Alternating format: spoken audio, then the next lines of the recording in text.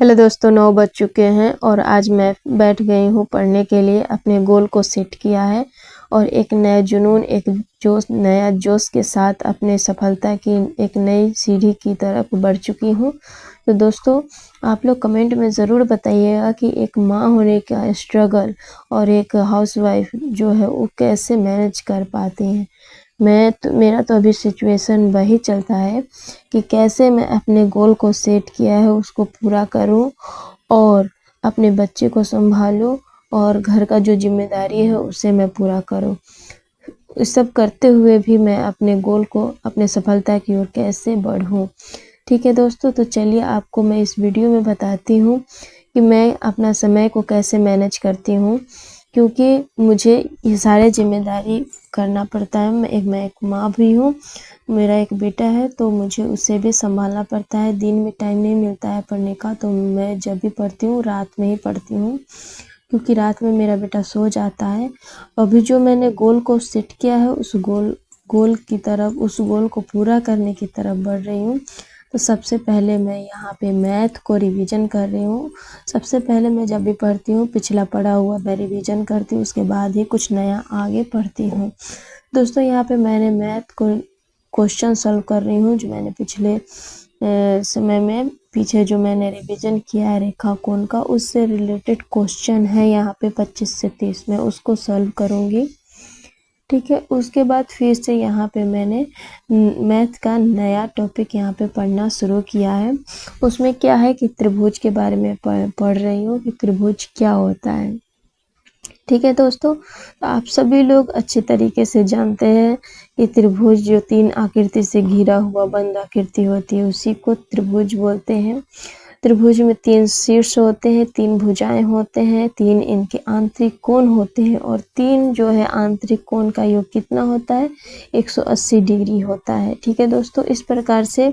और त्रिभुज के बाह्य कोण का योग 360 डिग्री होता है। त्रिभुज के कितने प्रकार होते हैं, भुजाओं के आधार पर कितने प्रकार होते हैं और कोणों के आधार पर त्रिभुज के कितने प्रकार होते हैं, इन सभी के बारे में मैंने इसको आज पूरा किया।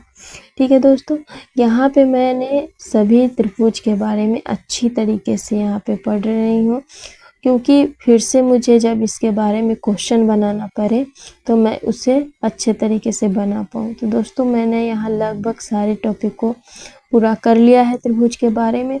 और एक बार फिर मैं यहाँ पे जो भी बचा उचा होगा तो यहाँ पे कॉन्सेप्ट किंग मैथ का बुक है गगन सर का, तो उसमें से मैं पढ़ रही हूँ, रिवीजन कर रही हूँ कि मेरा कोई भी छूटे ना हिंट। ठीक है दोस्तों, किसी भी प्रकार का टॉपिक छूटे ना, क्योंकि फिर से क्वेश्चन बनाने में आसानी होगी।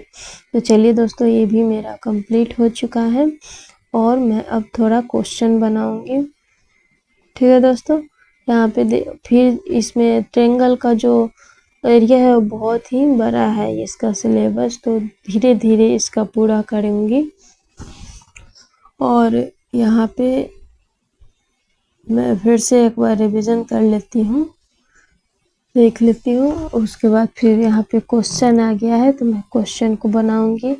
मैं सारा क्वेश्चन को यहाँ पे कॉपी में लिख के रखती हूँ, क्योंकि मैं फ़ोन से अभी रिकॉर्ड कर रही हूँ, वीडियो रिकॉर्ड शूट कर रही हूँ, तो मुझे फ़ोन में अधिकतर चीज़ें रहती हैं तो वो मुझे कॉपी में उतारना पड़ता है, क्योंकि फ़ोन से मैं पढ़ाई करती हूँ, फ़ोन में ही टेस्ट वगैरह फ़ोन में ही रहता है, अधिकतर क्वेश्चन भी मेरा फ़ोन में ही रहता है PYQ, तो मैं इसको कॉपी में उतार लेती हूँ, क्योंकि फिर मुझे रिकॉर्ड करने के समय रिवीजन करने में बने।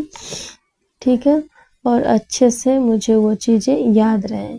तो आज का जो मैथ का जो मैंने गोल सेट किया था वो पूरा हो चुका है और मैं अभी साइंस की तरफ बढ़ती हूँ।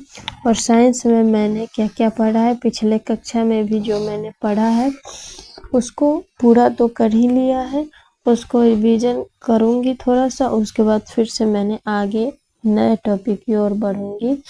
ठीक है दोस्तों, तो दांत उत के बारे में पढ़ ही लिया था और उसके बाद यहाँ पे क्रमानुकंचन, आहार नाल के बारे में, ठीक है दोस्तों, आहार नल के बारे में पढ़े थे कि आहार नल किस प्रकार से काम करता है, क्रमानुकुंचन गति क्या होता है। फिर उसमें मैंने पढ़ा था कि ग्रास नली, ग्रसनी क्या होता है, अमाशय क्या होता है। ठीक है दोस्तों, क्या काम होता है, इन सब अंगों का क्या काम होता है।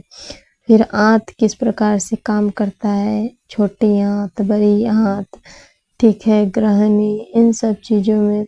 फिर से इसके हार्मोन्स के बारे में, कौन कौन से हार्मोन इसमें स्रावित होता है जिससे हमारा भोजन पचता है। ठीक है दोस्तों, तो यहाँ पे मेरा साइंस का भी जो गोल मैंने किया था सेट, उसको मैं पूरा कर चुकी हूँ। और अभी मैं थोड़ा सा बीपीएससी का पीवाईक्यू पढ़ूंगी, जनरल स्टडी का, जिसमें सारा हिस्ट्री, ज्योग्राफी, ये सब चीज़ें आती हैं। तो मैं बिहार का भूगोल के बारे में पढ़ रही हूँ। ठीक है दोस्तों, तो बिहार का भूगोल किस प्रकार से है, इसके बारे में पढ़ रही हूँ।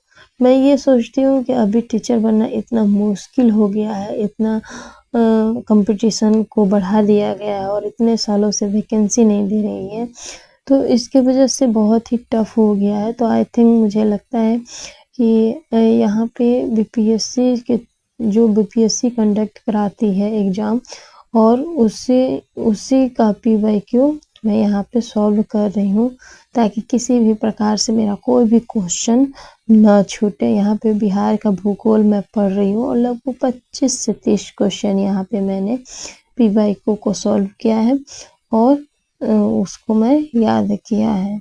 ठीक है दोस्तों, उसके बाद फिर मैंने भारतीय राष्ट्रीय आंदोलन को पढ़ा, उसमें बंगाल विभाजन को पढ़ा, उसमें बंगाल विभाजन के समय क्या क्या हुआ।